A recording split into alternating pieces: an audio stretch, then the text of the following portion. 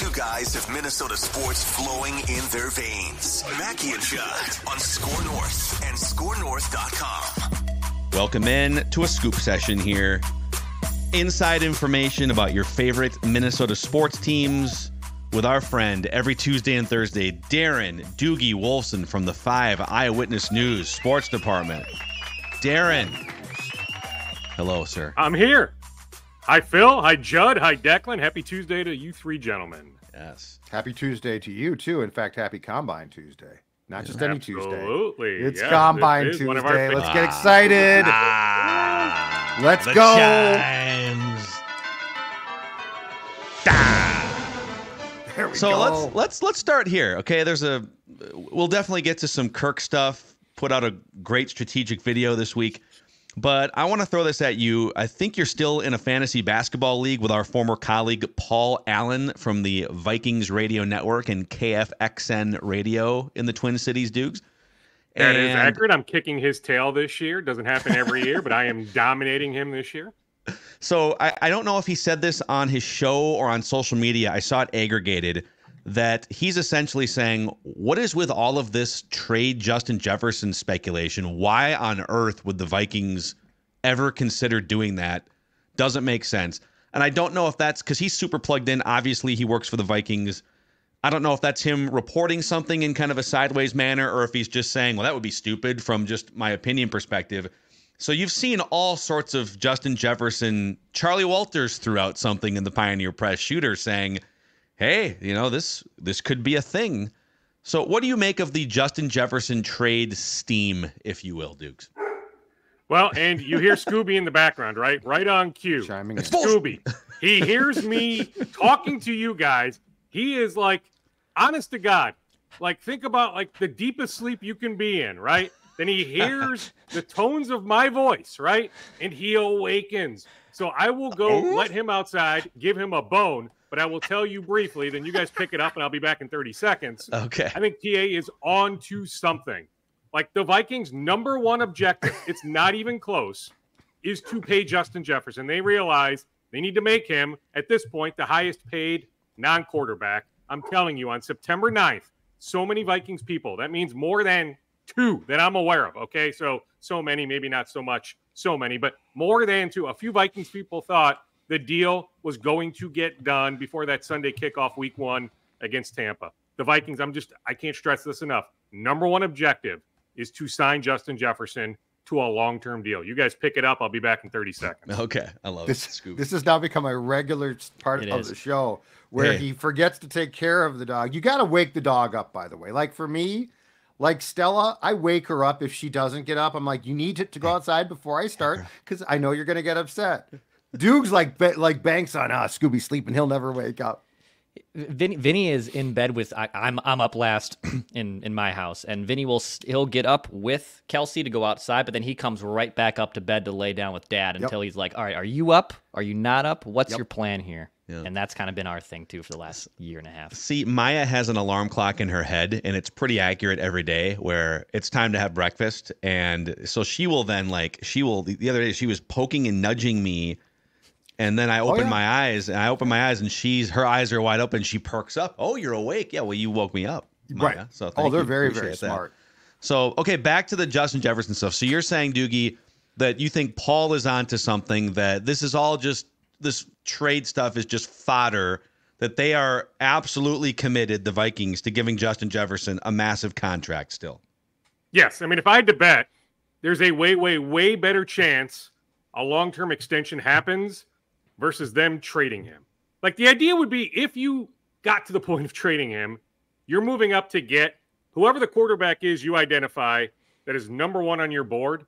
That would be the idea, right? You would move up, get that quarterback. That's your quarterback for the next handful of years. Like who's around that quarterback? I get it. Jordan Addison, fine. We still have some questions about TJ Hawkinson coming off that major surgery. Yep. Like the idea is to team up Justin Jefferson with the quarterback of the future. Yeah. There are other ways. If that's the main objective, to move up in the draft, I'm not sure I'm quite there yet, but if that's the main objective, that they want to move up in the draft, the idea is to team that QB with Jefferson, not using Jefferson as trade bait. So where though? Here's the here's my question. I firmly believe, and with the salary cap news this week, by the way, the price of poker definitely went up for Jefferson Dukes. But my question is, where does the Florio report from last week about guarantees and guarantees into the future factor in? Now we know that the Vikings sort of bent those rules, which do exist for Hawkinson. So if you're going to bend it for Hawkinson, you're going to bend them for Jefferson. But I don't think the Vikings have ever had a problem accepting how much they're going to have to pay Justin Jefferson. I do think that there are some devils in the details that have held this thing up, and probably did on September 9th of last season. So what do we know about that, and where do we think that stands? Because I don't think this is a straight cash problem. I think this is probably more of a structure that they're trying to work out. And I believe both sides would like to get this done. But until it's done, you do have to question what is holding it up with such a good player. Yeah, I mean, well said. I mean, you laid it out to me as well as I can lay it out, Judd, if not better. I mean, I think that's it. Like, they were prepared on September 9th to make him the highest paid wide receiver. So, like, that idea is not, like, far-fetched or anything crazy. Like, they're prepared, absolutely, to trump what Tyreek Hill is making. At this point, you need to also trump what Nick Bosa is making, but that makes logical sense with the news from Friday that the cap is going up, certainly way higher than they anticipated, that just about everybody in the league anticipated. So, yes, we are talking about structure. What exactly that means, I can't tell you the specifics, but yes, it's not overall money. They are willing to make him a very, very, very rich man. It is about the structure. So what does, the guarantees for 25, 26, beyond 26, right? It's details like that. But the overall cash flow, the guarantees, that to me doesn't appear to be the sticking point. Go ahead, Dex. I was going to say, and Dukes, you and I were texting a little bit Friday night. I was texting with these guys too. And again, safe space. It's Reckless Speculation Tuesday. But I checked in with two people and asked, is the cap going up? Is that better news for Kirk, or is that better news for JJ? And both of them unequivocally, quickly replied, without a doubt, JJ. JJ's figure is the one that will definitely be benefited by the cap going up a little bit more. Yes, although, I mean, Bill Barnwell of ESPN, I highly respect him. That's why I'm citing him here. $51 million per year. That was his estimate on Monday on ESPN Insider. $51 million per year for Kirk. Hey, Dukes. He also, though, got on the afternoon program that they do, Barnwell did, and then predicted Kirk was going to return here. Not at 51, he ain't. No, I know, but I'm very... No way. I know, but what I'm saying is I'm very confused. Like, I respect him, too, but if you're not anymore. Sorry, Billy boy. But if you're going to say 51, you can't say Kirk's coming back here, dude. Like, get your things together. Yeah. Well, I mean, I was texting with somebody this morning that knows Kirk well enough. His prediction is Kirk is a goner. For what that's worth, right? That somebody I trust. I mean, safe space, right? Him and I didn't say, hey, I'm using your name on the record, right? But for sake of this conversation, just throwing it out there because it comes up here. And Sean Mannion? As we're talking about this. No, not Sean Mannion. No, new coach with the Green Bay Packers. No, wasn't Sean. I like Sean. I actually think he'll be a pretty good coach. But no, wasn't Sean. But just somebody that knows Kirk well enough, put it that way, that has a bit of a history with Kirk, just predicts. Not saying, hey, like 100% I'm reporting this. Hey, Doogie, run with it. Right? It's official. Kirk is a goner. But I just said, hey, what do you think happens with Kirk? He said, I think he's gone. Yeah. One more thing on, I guess it's kind of a JJ Kirk intersection question here. And I'm putting you on the spot. I don't know if you have any updated intel on this, but JJ doesn't have to say, it's like Kirk has kind of a window where, hey, he's going to sign within, 5 days of the league year or whatever, because that's where the money is. JJ could carry this out into training camp. To what extent do you think Justin Jefferson wants and needs to see what the quarterback situation looks like? Like if Kirk and the Vikings part ways in 2 weeks, I don't think it means JJ's not signing back with the Vikings, but it might mean he wants to see kind of what happens between middle of March and the draft, right? So how do the Vikings quarterback plans play into the timeline for Justin Jefferson? Put it this way, Phil. If the Vikings have a conversation with Ben Renzen, who is the main point person for Jefferson from the agency WME, let's say that conversation happens tonight or tomorrow, and the Vikings put on the table a deal that trumps what Nick Bosa got from the Niners.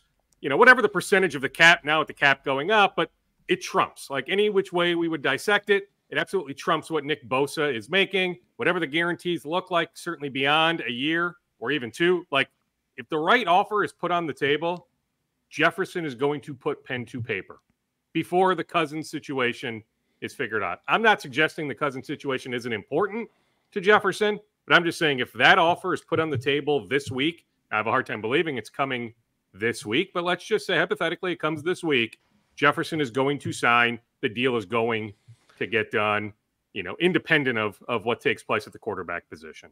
If Jefferson gets the guarantees he wants, it's done. Because he can always look, here's his problem. He cannot, I don't think in good conscience, set foot on a practice field again until he gets an extension. He doesn't strike me as the type of guy who is going to force his way out. Like, he doesn't strike me as the type of guy who's going to say, I want to be traded right now because I can't get X, Y, and Z. So if the Vikings say, you know what, the guarantees, we'll budge on that. We'll give you what you want. He signs. And let's also be clear. There's been a lot of selective quote picking from the Super Bowl week in interviews that Justin did. And yes, everyone and their brother says that they like Kirk. And I believe them. They like Kirk. But Justin also did a couple of sit-downs where he very clearly said, my dog could throw me the football and I'll play because I'll catch it. So like there's been this very selective, well, he said he likes Kirk. So if Kirk is gone, he literally said at one point, whoever throws me the ball, I'm fine with. But he can't, to that point, he can't put out the idea that he is entirely dependent on this one quarterback to make him who he is, right? And why would he? If he's truly worth being the highest paid non-quarterback, then even strategically from a contract perspective, he needs to make it feel like, whether it's 100% true or not, dude, a tree stump could throw me passes and I'll still put up 1,000 yards, right? Like, so smart by him. He also knows through his representation. So like his representation has JJ McCarthy, right? They've got a lot of high profile players in the NFL, not just at the quarterback position. Trust me, Justin is well aware that, like, you know, Josh Dobbs isn't going to be the quarterback week one, for example, right? So, yes, I get it. You know, my dog could be a quarterback. Hey, you know, I'm going to catch the ball. Justin knows via back channels enough that, hey, if it's not Kirk, it's going to be somebody that's fully capable. Not to suggest that Dobbs, by the way, isn't capable, but somebody that's a tier or 2 tiers above Josh Dobbs. That's what I'm getting at. Mm-hmm. Dukes, what did you make of the very strategically placed and timed video of the day that the NFL Combine is bustling with agents and GMs and the entire football world, and Kirk Cousins, who rarely posts on social media, oh, here's just happens to be a video of me throwing a few passes on a tennis court, planting my Achilles, surgically repaired Achilles into the ground, right? It wasn't just like him walking around. It was like very strategic. Boom, boom, boom, drop, throw, I feel great. What's everyone else up to this week, right? I mean, credit to him. He's one of the great negotiators in the history of professional sports, and that was a very well-timed video. What did you think of it? Yeah, I mean, it was genius, right? I mean, we had heard rumblings. I can't remember if he had put it out. Maybe it was end of the year locker room availability in January, or maybe it was through one of his marketing people. Anyway, we had gotten rumblings, or at least I did, that, hey, some sort of update, a visual update, was going to be put out at some point before the start of free agency. Yeah. Now, I wasn't sure if that would be mid-February, late February, heck, March 5th, March 9th, March 10th, right? But yeah, very strategic to put it out the Monday of Combine Week, when his representation, Mike McCartney, will be in Indianapolis, inevitably meeting with so many teams because, hey, guess what? Mike with Vayner Sports, right, represents, and that agency represents a lot of players, right? So they have clients on so many different teams. So you can meet with teams on those clients. But guess what? Other names come up when you're in these suites, right? Or at the bar, or you name the restaurant, right? That stuff happens, right? So now, whether it's Atlanta, you name the team, whether it's Washington, New England, whoever it may be, right? They now have visual evidence that, hey, he's in a really good spot, right? So that is something that can be talked about now this week in Indianapolis. Well, and to go back to the conversation, that you had with your source about Kirk and him or her saying that Kirk's a goner. You know, you think about this, right? What are the odds at this point in time that Kirk Cousins, and I'm just talking about from how he does business, and he might like it here, and that's awesome. But what are the odds he's going to return here when he is on the precipice of hitting an open market at which, even with a torn Achilles, he is the clear-cut top free agent QB in a league that is starved for QBs?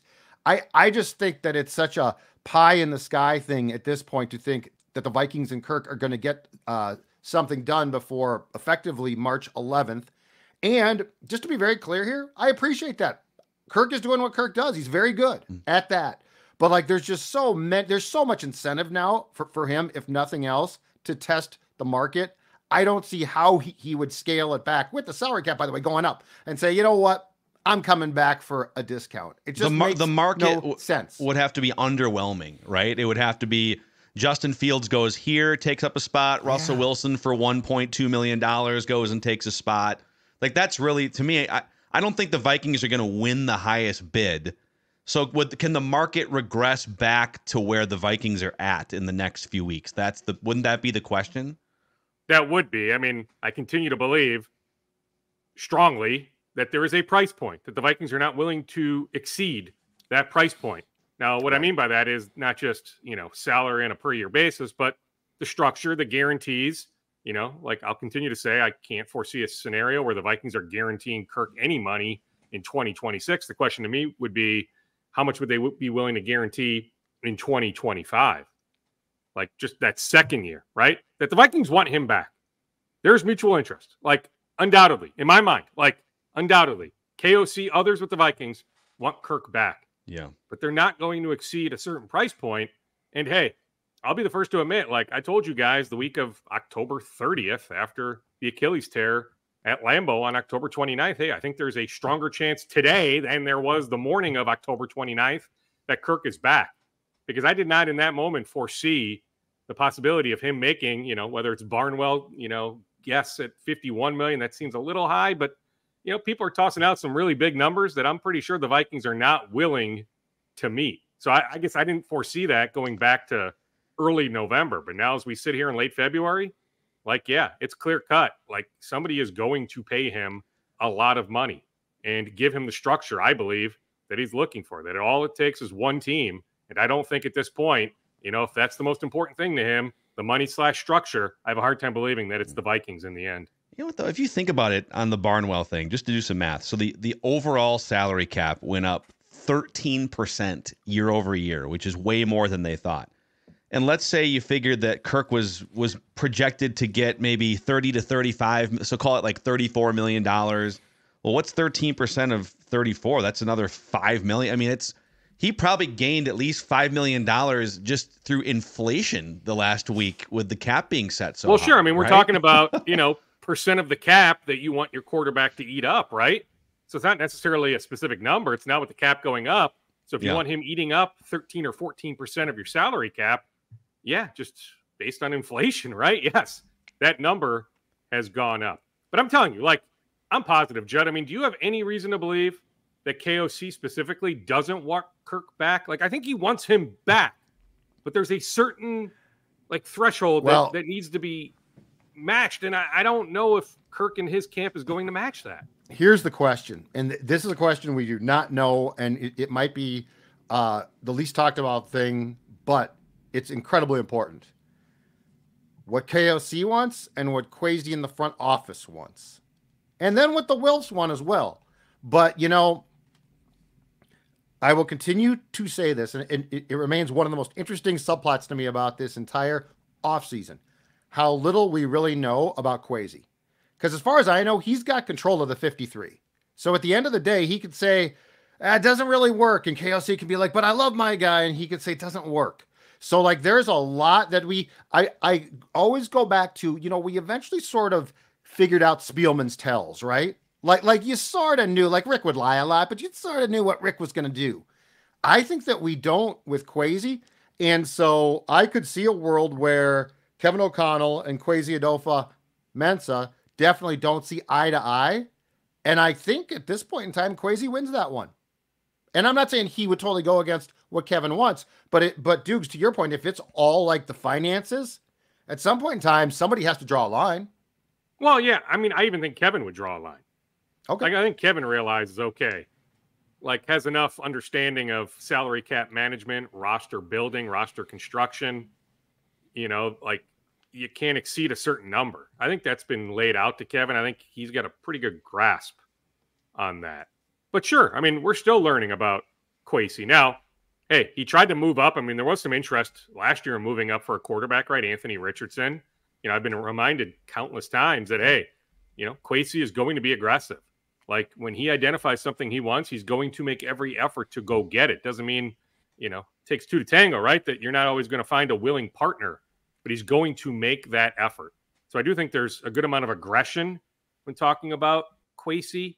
That's why, at some point, there may be some heavy dialogue about moving up. Or, hey, maybe they have a good feel for, hey, this certain player is going to be there at 11. We don't need to move up. Or, hey, this quarterback is going to be there after 11. Let's move up from our second-round pick late in the first round, get that guarantee fifth-year option, right? But the point is that Kwesi is going to be aggressive. But I'm with you, Judd. We're still learning. We still don't have the book on Kwesi at all. But I'm telling you, on Kevin, I'm pretty darn sure. I don't say this lightly. He's got a grasp on how that all works. Yeah. So I think he understands that price point, and hey, we can't really exceed that price point. We will get to the rest of Doogie's scoop bag here in just a moment after we shout out our friends at Zero Res. They have a 4.9 out of 5-star rating on Google with 17,000 reviews, which is insane. I don't know that I've ever seen a company with that many reviews and a 4.9 rating. That's because they do a great job deep cleaning people's homes. And right now, you can get the SKOR North special, which is 3 rooms, 0 resified, starting at just $119 and a free hallway as well, and $75 off when you get your air ducts 0 res clean. Make sure you ask for the SKOR North special at zeroresminnesota.com or 9520-RES. Spell it forward or backward. It spells the same, 0 res. All right, Dukes, where else you want to go here? What else is left in your scoop bag? Well, I will note that, okay, so last Thursday, safe space, right? Declan, you referenced Reckless Speculation Tuesday, but really, truly, it's Reckless Speculation Thursday. I made it very clear. Do not aggregate this. But, hey, what happens? 3 times. Stuff gets out, right? So I mentioned, right, that there were rumblings from the Senior Bowl in Mobile a few weeks ago that a seed was planted, right? Vikings, Patriots, pick 3, okay? And, hey, I had it loosely, felt like in that safe space, Reckless Speculation, it's not your fault. I could spew it, right? Absolutely. But it got out. It's a credit to what you guys have built here at SKOR North, right? It's a wide-ranging reach. If it was on 1500 ESPN back in the day, you would have been safe. I know. What we say gets out, right? One way or another. Monitor. So it reached somebody that I was hoping to hear from before Thursday. Well, you know what? I was able to hear back from this person via somebody else. But anyway, I have a strong sense. I'm not saying talks aren't going to happen, but that there wasn't anything that got off the ground in Mobile. So I am backtracking from what I said in that safe space on Thursday about Vikings Patriots dialogue. Again, heck, we may hear in 2 or 3 days, right? With everybody there in Indianapolis. Dukes. You said a seed. A seed. You said a seed was planted. It doesn't mean it grew. Yeah, you didn't. Well, I tried to make that very clear that nothing was off the ground. You didn't say there were ongoing talks. You said a seed was planted. I consider that to be a very, seed. Hey, you know what? What's going on, Patriots? Hey, Vikings, what's going on? And they wink and walk. It's just a seed. We just planted a seed. It's not a flower. It's just a seed. It died. They always die. Pretty good there, Phil. Yeah, I mean, hey, you know what? In the end, finally hearing from this person, you can make the case, for us bringing that up on Thursday to get the real answer, get the real truth. Smoke them out. Okay. As Judd would say, smoke them out. Smoked them out. Mm-hmm. Well done, Darren. Yeah. So anyway, I am backtracking on that. So apologies to Joe and everybody over at Bring Me the News. Hopefully they got the clicks that they needed on that, right? The amount of traffic that they were desiring. But yeah, can't really run with anything right now on Vikings Patriots. Okay. Hey, the Twins, do you think the roster is complete after the Margot trade from yesterday? Is that it? Yeah, so, they're paying him $4 million. By the way, the 2025 option, the Twins are not on the hook for the $2 million. So he's got a $12 million option on 2025. I'm not sure if that's out there or not, but somebody told me yesterday. And I don't even know if it's the Dodgers or the Rays picking that up, but the Twins are not responsible for the $2 million buyout. This is presuming that you're not bringing Margot back in 2025 at $12 million. So somebody needs to pay him $2 million in the winter, buy him out, but that will not be the Twins. So the Twins are on the hook for $4 million. I would have told you, Phil, if that number was a little bit lower, that there is a pitcher out there. It's not Lorenzen, but a different pitcher that there was some recent chatter on, but at this point it's not going to happen. So I'm not even going to say his name, but that there was a chance of them adding a pitcher, somebody with some flexibility, certainly somebody that can start. So the Twins have still been kicking the tires as of yesterday morning, even on potentially adding an arm. But at this point, with the commitment of $4 million to Margot, which isn't a crazy number, by the way. I mean, I like the move, but I would have just told you if the number came in a little bit lower, like if the Dodgers had kicked in even more money, like the Rays are on the hook for $4 million. The Dodgers were kicking in $2 million, but if the Dodgers had kicked in, say, $3 million or $3.5 million or $4 million, that the Twins were only on the hook for like $2 to $2.5 million of Margot.